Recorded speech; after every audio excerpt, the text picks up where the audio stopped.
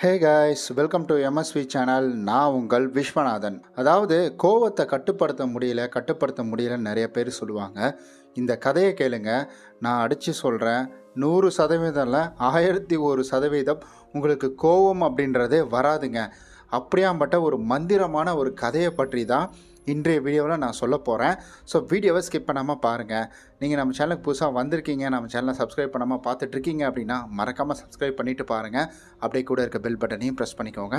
அப்போ தான் நம்ம சேனலில் போடக்கூடிய வீடியோக்கான நோட்டிஃபிகேஷன் உங்களுக்கு வந்து சேரும். இந்த கதையை வழக்கம் போல் உங்களுடைய பிரெயினில் ஒரு இமேஜ் பண்ணிக்கிட்டு அதுக்கு ஒரு விஷுவலேஷன் கொடுங்க. ரொம்ப சூப்பராக இன்ட்ரெஸ்டிங்காக இருக்கும். ஒரு பக்கம் ஹெட்ஃபோனை போட்டுக்கிட்டு சவுண்டை மைல்டாக வச்சு கேளுங்க, ரொம்ப இன்ட்ரெஸ்டிங்காக இருக்கும். வாங்க வீடியோக்குள்ளே போகலாம். ஒரு அழகான கிராமம். அந்த கிராமத்தில் ஒரு அழகான ஒரு குடும்பம் இருக்குங்க. அந்த குடும்பத்தில் கணவன் மனைவி இருக்கிறாங்க. அவங்களுக்கு 2 பசங்க இருக்கிறாங்க. இவங்களுடைய வாழ்க்கை எப்படி போகும்னா, அன்றாட வாழ்க்கை. கணவன் பார்த்திங்கன்னா பக்கத்தில் இருக்கக்கூடிய கடை வீதியில் கடை வச்சிருக்கிறாருங்க கணவன். அதே போல் 2 குழந்தைங்களுமே சின்ன குழந்தைங்க தான். மனைவி அப்படின்றவங்க அப்போக்கப்போ வந்துட்டு கணவனுக்கு கடை வீதியில் போயிட்டு உதவி செஞ்சு கொடுக்குறவங்க. காலையில் குழந்தைங்களை எல்லாத்தையுமே பார்த்துக்கிட்டு அதுக்கப்புறம் எல்லாத்துக்கும் சாப்பாடு செஞ்சு எடுத்துக்கிட்டு கடையில் போயிட்டு கணவனுக்காக உணவு அப்படின்றது கொடுத்துட்டு கணவன் சாப்பிடக்கூட அது வரைக்கும் இவங்க கடையை பார்த்துப்பாங்க. இதுதான் இவங்களுடைய வாழ்க்கையோட ரொட்டீனுங்க. இப்படி தான் தொடர்ந்து இவங்களுடைய வாழ்க்கை அப்படின்றது போய்கிட்டே இருக்குது. ஆனால் இந்த கணவனுக்கு பார்த்திங்கன்னா கோபம் அப்படின்றது வருங்க. இப்படி தான் ஒரு நாள் இவங்க சாப்பாடு செஞ்சு எடுத்துகிட்டு வரக்குள்ள சாப்பாடு குழஞ்சிருச்சு, அப்புறம் குழம்புல உப்பு அதிகமாக இருந்தது அப்படின்னு சொல்லிட்டு அந்த தட்டை தூக்கி வந்துட்டு மேலே அடிச்சிடுறாரு மனைவி மேலே. இதை வந்துட்டு பக்கத்து கடைக்காரர் பார்த்துட்ருக்காரு. அவர் புதுசாக அந்த இடத்துல கடை வந்திருக்குது. அதனால் இவர் என்ன பண்ணுறாருன்னா, இவர் பார்க்கறதுல நீ என்னடா இங்கே பார்க்குற, எங்களுடைய குடும்பத்தில் சண்டை நடந்தனா நீ பாப்பியா அப்படின்னு சொல்லிட்டு பக்கத்து கடைக்காரர்ட்டையும் இவர் சண்டைக்கு போகிறாரு. அதனால் அந்த பக்கத்து கடைக்காரர் எதுவுமே பேசாமல் இவங்ககிட்ட எதுக்கு நம்ம வாய் கொடுத்துட்டு அப்படின்னு சொல்லிட்டு பக்கத்து கடைக்காரர் போயிடுறாருங்க. இப்படியே நாட்கள் போய்கிட்டே இருக்குது. ஒரு நாள் பார்த்தீங்கன்னா இவங்க கடையில் இருக்கக்கூடிய பொருட்களில் வந்துட்டு அந்த இவரோட குழந்தைங்கள் என்ன பண்ணுறாங்கன்னா தெரியாமல் கைப்பட்டு உடைச்சிட்றாங்க. உடச்ச உடனே வந்தது பாருங்கள் இவருக்கு ஒரு கோபம். அந்த குழந்தைங்களை திட்டுறாரு. நீங்களாம் எதுக்கு இங்கே வரீங்க, என் உயிரை வாங்குறதுக்குன்னு போய் தொலைய வேண்டியது தானே, இவளுங்களை வீட்டிலே விட்டுட்டு வான்னு சொன்னாலும் நீ கேட்டியாடி அப்படின்னு சொல்லிட்டு மனைவியை போட்டு அடிக்க ஆரம்பிச்சிட்டாருங்க. இப்படியே இவரோட கோபம் போகுது. பக்கத்தில் இருக்கவங்க கேட்குறாங்க, அப்புறம் சமாதானப்படுத்தி விட்டுறாங்க. இது போயிட்டுருக்கு. இப்படி நாட்கள் போய்கிட்டே இருக்குது. இன்னும் கொஞ்சம் நாள் கழிச்சு என்ன ஆகுது பார்த்தீங்கன்னா, இந்த கோபம் இவருக்கு தலைக்கு ஏற ஏற ஏற கடைக்கு வரவங்களாம் திட்ட ஆரம்பிச்சிட்டாங்க. ஒருத்தர் இதே போல் வந்துட்டு சில்லறை கேட்க வராரு. அவரை பிடிச்சி திட்ட ஆரம்பிச்சிட்டாங்க. நான் என்ன கொட்டி வச்சுருக்கேன்னா போடா என்கிட்டலாம் சில்லறை இல்லை அப்படின்ற மாதிரி பேச ஆரம்பிச்சிட்டாரு. அதே போல் வந்துட்டு கடைக்கு வாங்க வர்றவங்க வந்துட்டு ஏதாவது பொருளுக்கு விலை கம்மியாக கேட்டாங்கன்னா அதுக்கு அவங்களை பிடிச்சி பயங்கரமாக வந்துட்டு திட்ட ஆரம்பிச்சிட்டாரு. இப்படியே பார்த்தீங்கன்னா இவருடைய நாளுக்கு நாள் இவருடைய அல்சாட்டம் அப்படின்றது, கோவம் அப்படின்றது அதிகமாகிக்கிட்டே போகுதுங்க. இவருக்கு ஒன்றுமே புரியல. இந்த பக்கத்தில் இருக்க கடைக்காரருக்கு ஒன்றுமே புரியாமல் அவர் என்ன பண்ணுறாரு, ஏன் இப்படி நடந்துக்கிறான், என்ன இவனுக்கு ஆச்சு அப்படின்னு சொல்லிட்டு. இப்படி தான் ஒரு நாள் இவர் என்ன செய்கிறாருன்னா, கடையில் இருக்கக்கூடிய பொருள் எல்லாமே எடுத்து அடுக்கி வச்சிட்ருக்காருங்க. இந்த கோவப்படுறவர் பொருளை அடுக்கி வச்சிட்ருக்குள்ளேயே பின்னாடி பார்த்தீங்கன்னா ஒரு மாட்டு வண்டி வந்துட்டு இவர் மேலே வேகமாக முட்டிடுது. இவர் என்ன பண்ணுறாருன்னா போய் கடைக்குள்ளே விழுந்து கடையில் இருக்கிற பொருள்கள் எல்லாமே உடஞ்சிருச்சு. இவர் நார்மலாகவே இவருக்கு கோபம் அப்படி வரும். இப்போ என்ன பண்ணிட்டாருன்னா கையில் இருக்கிற அந்த குச்சி இதெல்லாம் எடுத்துக்கிட்டு அந்த மாட்டை அடிக்கிறதுக்காக கையை ஓங்கிட்டு அப்படியே போகிறாரு. போன உடனே அந்த மாட்டு வண்டிக்குள்ளேருந்து ஒருத்தர் எட்டி பார்க்குறாரு. எட்டி பார்த்தா அந்த ஊரோட தர்மகர்த்தா. அவரை பார்த்தோன்னே, ஐயா நீங்கள் தானே ஐயா, என்னங்கய்யா இப்படி ஆகிப்போச்சு அப்படின்னு சார், டே தள்ளுறா, மாடு முட்டிச்சுன்னா முன்னாடி நின்று நவுறா அப்படின்ற மாதிரி சொன்ன உடனே, சரிங்க மன்னிச்சிருங்க இவரும் மன்னிப்பு கேட்குறாரு. இப்போ அந்த தர்மகர்த்தா போயிடுறாரு. அடுத்த நாள் என்ன ஆகுது பார்த்தீங்கன்னா, இவர் ரோட்டில் நடந்து போயிட்டுருக்காரு. நடந்து போயிட்டுருக்குள்ள ஆப்போசிட்டில் ஒரு ஆள் வராரு. நடந்து அவரும் வந்துட்டுருக்கோன்னே இவர் குறுக்க வர்றதை பார்க்காம அவர் இடிச்சிடறாரு. அவர் நல்லா ஆள் பார்க்க நல்லா மொரட்டாலாக பயில்வான் மாதிரி இருக்கிறாரு. இடித்தோடனே இவர் என்ன ஆச்சுன்னா இவர் போய் கீழே விழுந்துடுறாருங்க. கீழே விழுந்தோடனே சும்மாவே இவருக்கு கோவம் வரும். இவர் சும்மா இருப்பார். அப்போ மட்டும் இவர் என்ன பண்ணுறாருன்னா, யாரா என்ன தள்ளி விட்டுது அப்படின்னு சொல்லிட்டு சட்டையை பிடிக்காக கிட்ட போகிறாரு. கிட்ட போய் பார்த்தா அந்த ஊரில் கட்ட பஞ்சாயத்து பண்ணிட்டு இருப்பான் பார்த்தீங்களா, அந்த ஆள் இவன். அவரை பார்த்தோன்னே இவர் பம்பிக்கிட்டு, அண்ணே என்னண்ணே பரவாயில்லண்ணே, ஏதோ தெரியாமல் நான் குறுக்க வந்துட்டேனே, சாரிண்ணே மன்னிச்சிருங்கண்ணே அப்படின்னு வந்துட்டு இவர் சொல்கிறாரு. இதுக்கு அடுத்த நாள் என்ன ஆகுது பார்த்தீங்கன்னா, இவர் கடையில் எல்லா பொருளையும் அடுக்கி வச்சிட்ருக்காருங்க. அடுக்கி வச்சிட்ருக்குள்ள பின்னாடி வந்துட்டு, டே என்னடா பண்ணுற, கடையில் என்ன பண்ணிகிட்ருக்க, வா வெளில வா அப்படின்னு ஒரு குரல். இதை கேட்ட உடனே ஐயனுக்கு மூக்கு வேலை அவருக்கு கோவம் வந்துருச்சு. யாரா அவன் நம்மளே வந்துட்டு இவ்வளோ அதிகாரமாக வெளில வாடான்னு கூப்பிட்றது அப்படின்னு சொல்லிட்டு கோவம் வந்து என்ன பண்ணுறாருன்னா, யாரா நீ அப்படின்னு சொல்லிட்டு போகிறாரு.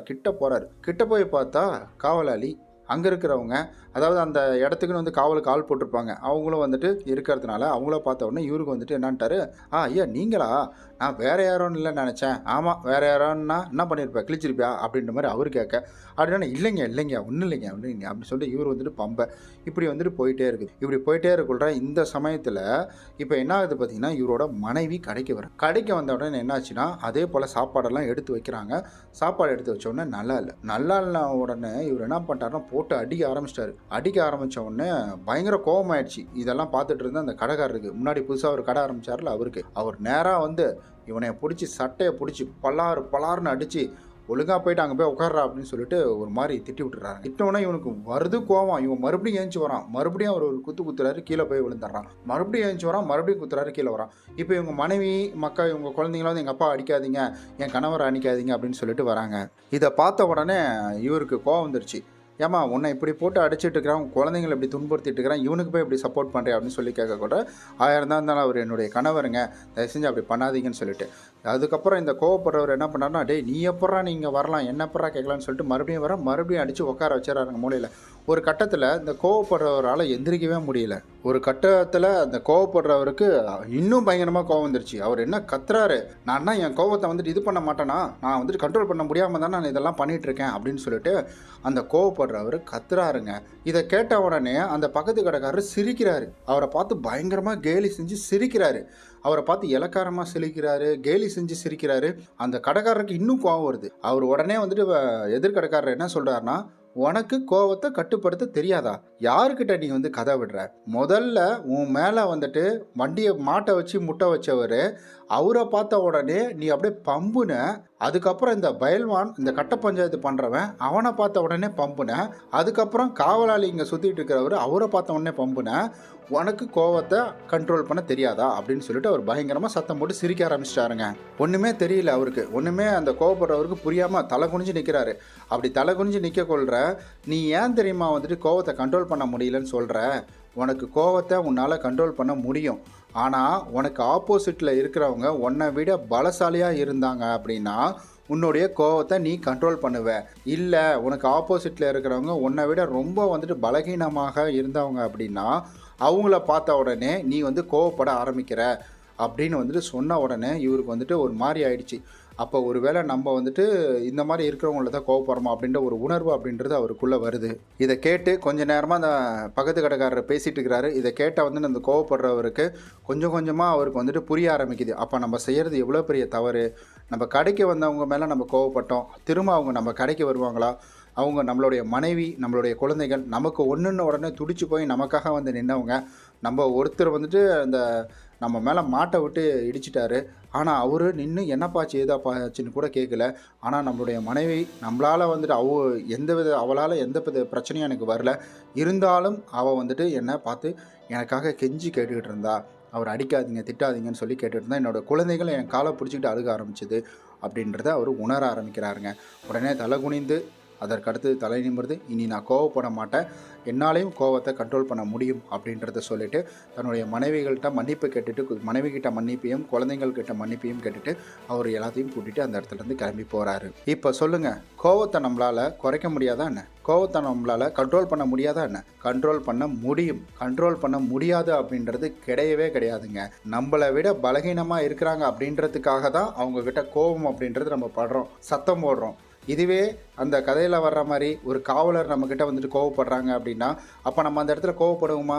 கோவப்பட மாட்டோம். அதுவே வந்துட்டு வேறு யாராவது நம்மளுடைய முதலாளி நம்மள்ட்ட வந்து சண்டை போடுறாங்க, முதலாளி நம்மள்ட்ட வந்து கோவப்படுறாங்க அப்படின்னா கோவப்பட மாட்டோம். ஆனால் வீட்டில் அம்மா அப்பா என்னப்பா சாப்பிட்டியா அப்படின்னு கேட்டோடனே நான் சாப்பிட்றேன் இப்போ என்னப்பா அதுக்கு அப்படின்ற மாதிரி கத்தி பேசுவோம், கோவப்படுவோம். மனைவி சாப்பிட்டீங்களா அப்படின்னு கேட்குறதுக்காக கால் பண்ணுவாங்க. அதை பார்த்தோன்னே ஒரு எரிச்சல் வரும். அப்படியே என்னடா இவன் கால் பண்ணிகிட்டே இருக்கா அப்படின்னு மனைவி கிட்ட கோவப்படுவோம். அதனால் தயவு செய்து உங்களுக்காக இருக்கிறவங்க கிட்ட, உங்களை விட பலகீனமானவங்க கிட்ட கோபம் அப்படின்றத படாதீங்க. கோபம் அப்படின்றது ஒரு அழிக்கப்படாத ஒரு வியாதி அப்படின்றது, அழிக்க முடியாத வியாதி அப்படின்றது கிடையவே கிடையாதுங்க. அது வியாதியே கிடையாது. கோபம் அப்படின்றது சூழ்நிலைக்கு தகுந்த மாதிரி நடந்துக்கிட்டே இருக்குது. அதை உங்களால் சரி கட்ட முடியும். அதற்கான சூழ்நிலைகளை அமைந்தது அப்படின்னா நிச்சயம் நம்ம அதை வந்துட்டு கம்பல்சரி புரிஞ்சுப்போம். இந்த வீடியோ மூலிமா கண்டிப்பாக உங்களுக்கு புரிஞ்சிருக்கும் அப்படின்னு நம்புகிறேன். இந்த வீடியோ எந்த அளவுக்கு உங்களுக்கு இன்ட்ரெஸ்டிங்காக இருந்தது, இதை யாருக்கு ஷேர் பண்ணால் கரெக்டாக இருக்கும் அப்படின்றத கமெண்ட் மூலிமா சொல்லிடுங்க. நம்ம நாளைக்கு இது போல் ஒரு நல்ல ஒரு வீடியோவில்